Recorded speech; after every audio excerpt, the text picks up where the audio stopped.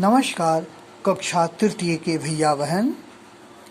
आज हम इस कक्षा में गुरु और शिष्य की कथा श्रृंखला में आरुणि की कथा को पढ़ेंगे और समझेंगे। हम सभी भैया बहन पूर्व की कक्षाओं में गुरु शिष्य श्रृंखला में बहुत सारे शिष्यों के बारे में जानकारी प्राप्त की, जैसे अर्जुन और गुरु द्रोणाचार्य, एकलव्य गुरु द्रोणाचार्य, कर्ण, परशुराम, कृष्ण, संदीपनी, राम, विश्वामित्र।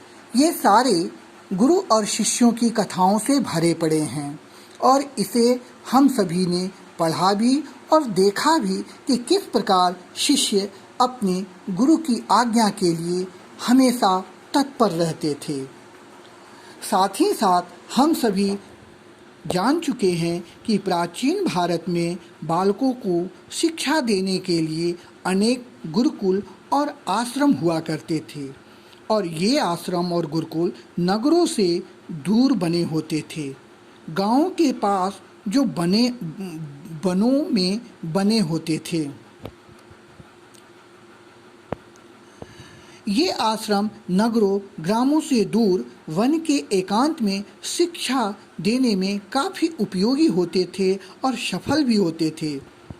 आश्रम में खेतों में खेती की जाती थी। खेत के उपज से आश्रम का प्रबंध हो जाता था। उपवन में शिष्यों द्वारा ही लगाए गए पेड़ पौधे फूल अध्ययन और मनन के लिए सहायक होते थे तथा प्राकृतिक की जानकारी गुरु शिष्यों को इन्हीं वनों और उपवनों के माध्यम से देते थे। इन वन और उपवनों के कारण वहाँ का वातावरण शुद्ध एवं स्वास्थ्यप्रद होता था। हम सभी आजकल देखते हैं कि शहरी हवा पानी बालकों के शिक्षा के लिए अच्छा साबित नहीं हो रहा है। शहरों के कोलाहल में अच्छी तरह की शिक्षा हम नहीं दे पा रहे हैं और न ही हमारे बच्चे ग्रहण कर पा रहे हैं। इन्हीं सब चीज़ों को देखते हुए आधुनिक काल में रविंद्रनाथ ठाकुर ने शांति निकेतन की स्थापना की थी और स्वामी श्रद्धानंद ने गुरुकुल कांगड़ी की स्थापना की थी। ये दोनों विद्यालय प्राचीन गुरुकुल के आधुनिक रूप थे।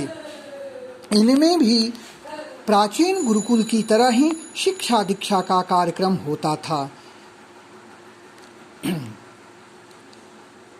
अब हम आरुणि के बारे में जानेंगे। प्राचीन काल में एक ऐसा ही आश्रम था जो हरे भरे खेतों के बीच में बना हुआ था। आचार्य जी इस आश्रम में अपने शिष्यों को पढ़ाते थे। शिष्य ही खेतों में खेती कर श्रम और कृषि का अभ्यास करते थे तथा खेती के बारे में भी गुरु उन्हें शिक्षा दिया करते थे। उसी खेती से आश्रम भी चलता था। गुरु जी के शिष्य बड़े आज्ञाकारी थे और बड़े ही अनुशासित भी थे। आश्रम का अर्थ ही है जहाँ श्रम किया जाए। श्रम के बिना कुछ नहीं मिलने वाला।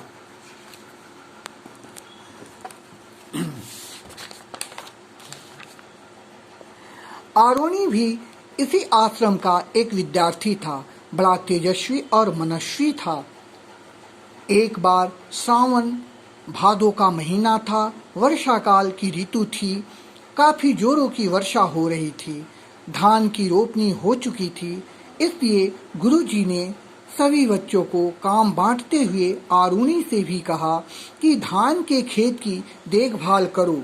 खेत में वर्षा से तरी आ जाए पर वर्षा के वेग से उसकी फसल बह न जाए, इस पर ध्यान दो। आरुणि अपने गुरु की आज्ञा को सर आंखों पर लेकर खेत की तरफ चल पड़ा और धान की खेत में जाकर उसने एक जगह देखने के क्रम में देखा कि खेत की मेड़ टूट गई है और इस टूटन से खेत का जो पानी है धीरे धीरे बाहर निकल रहा है और इस बाहर निकलने के क्रम में मेढ़ धीरे धीरे टूटते जा रहा है। आरुणि सोच में पड़ गया कि इसे तो मरम्मत करना होगा, नहीं तो सारा परिश्रम मिट्टी में मिल जाएगा, क्योंकि खेतों का पानी इस टूटे हुए मेढ़ से बाहर निकल जाएगी। यह सोचकर आरुणि ने कुदाल से टूटी हुई मेढ़ पर मिट्टी डालने का क्रम शुरू किया। 2-4 क्षणों के बाद मेढ़ की मिट्टी बह गई।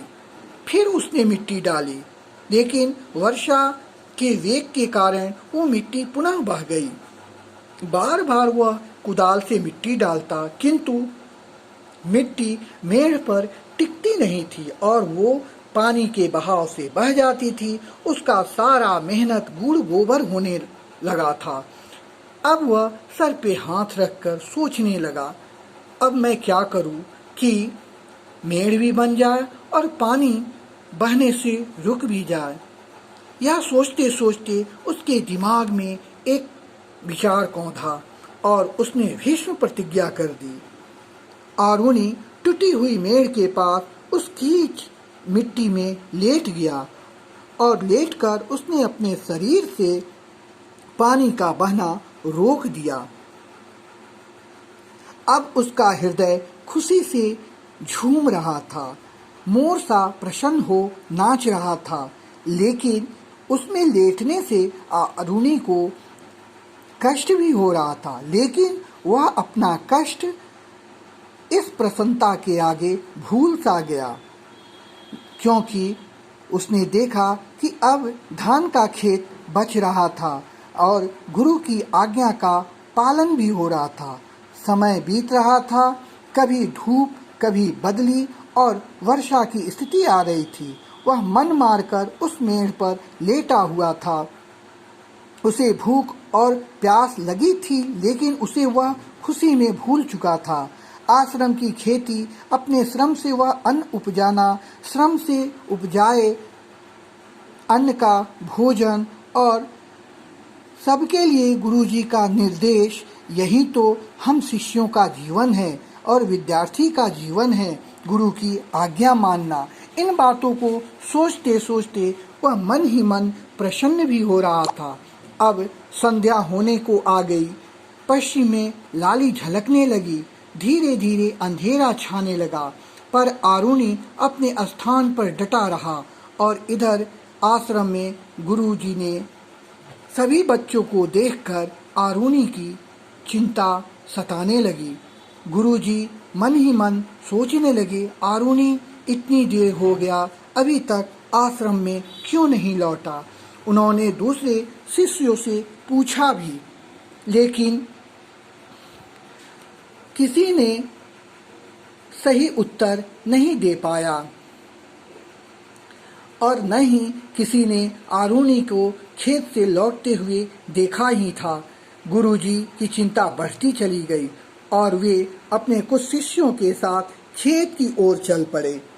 जब खेत की तरफ पहुंचे तो चारों तरफ सबकी निगाहें आरुणि को खोज रही थी।